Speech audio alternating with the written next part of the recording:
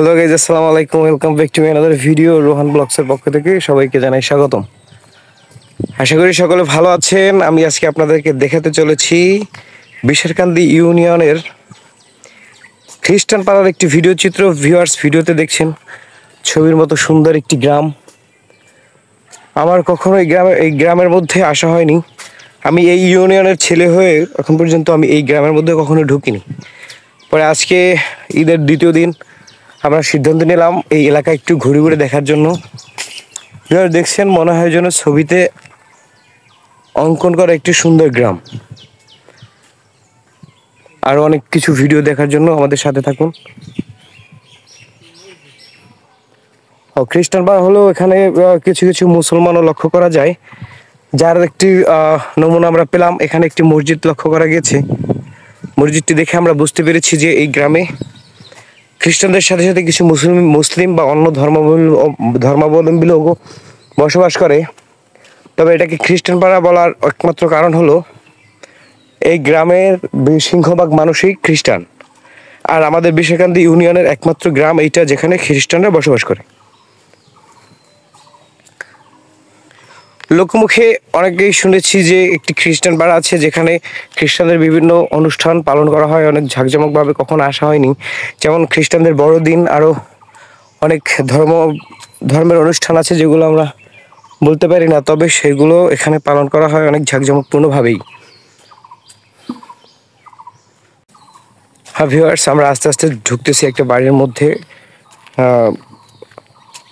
দুপাশে সুপারি গাছের সারি সারি লাইন এবং আশেপাশে ছোট ছোট অনেক গাছপালা রয়েছে। তার মধ্য দিয়ে আমরা ঢুকতেছি একটি বাড়ির মধ্যে। এটি কাদের বাড়ি সেটা আমরা ভালো বলতে পারবো না, তবে আমার দুলাভাইয়ের ফুপু বাড়ি নাকি এই গ্রামের মধ্যেই। উনি কখনো আসে নাই, আসছে ছোটবেলায়, তাই খুঁজতে খুঁজতে আমরা একটা বাড়ির মধ্যে এসে ঢুকেছি। দেখুন, ভিডিও চিত্র দেখলেই বোঝা যায়, মনে হয় যেন যে চিত্রকারের রং তুলে দিয়ে আঁকা প্রতিটা ঘর বাড়ি অনেক সুন্দর সাজানো এবং গোছালো। গ্রামীণ পরিবেশে এরকম সুন্দর সুন্দর সাজানো গোছালো বাড়ি দেখলে অবশ্যই মনটা ভরে যায়। দেখুন, আমার সাথে আর যারা আসছে তারা এখানে বসে ভিডিও করতেছে। আইবি মাসুম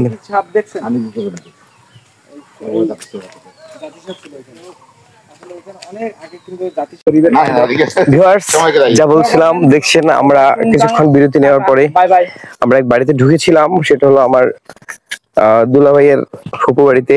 অনেক আগে এসেছে এখানে। খ্রিস্টান পাড়ার মধ্যে এটি ছিল একমাত্র না, বেশ কয়েকটি মুসলমানের ঘর এখানে লক্ষ্য করা গিয়েছে। এছাড়াও হিন্দু ধর্মাবলম্বীও কিছু লোকজন আছে, আর লোকজনের সাথে কথা বলে আমরা দেখতে পেরেছি।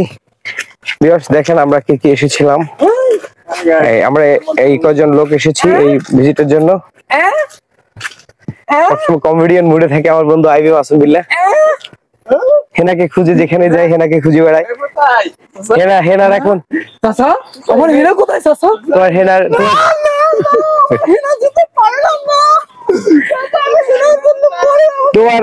তোমার হেনার এখন 2 বাচ্চার মা। না না, আমি বিশ্বাস করি না, আমি বিশ্বাস করি না। আমার হেনা আমাকে ছেড়ে কোথাও যেতে পারে না।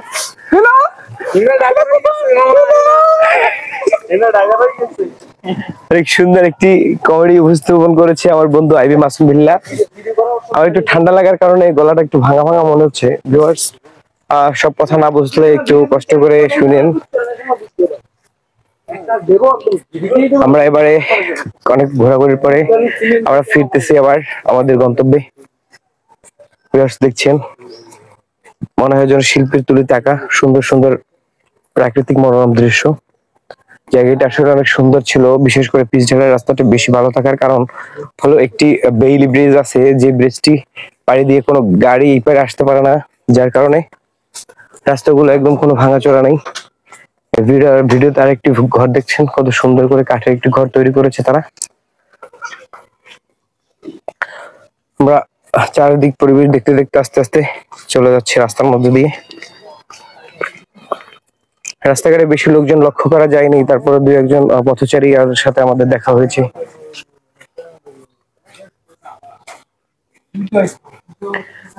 গ্রামের মধ্যে 2-1টি ছোট ছোট চায়ের দোকানও লক্ষ্য করা গিয়েছে।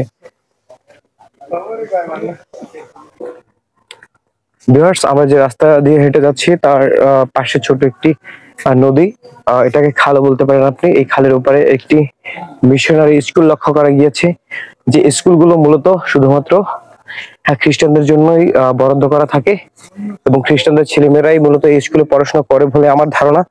হয়তো অন্য ধর্মের লোকজন পড়তে পারে, কিন্তু এগুলো মিশনারি স্কুল বলে। আমাদের ইউনিয়নের মধ্যে যে একটি মিশনারি স্কুল আছে তা আমি কখনোই জানতাম না।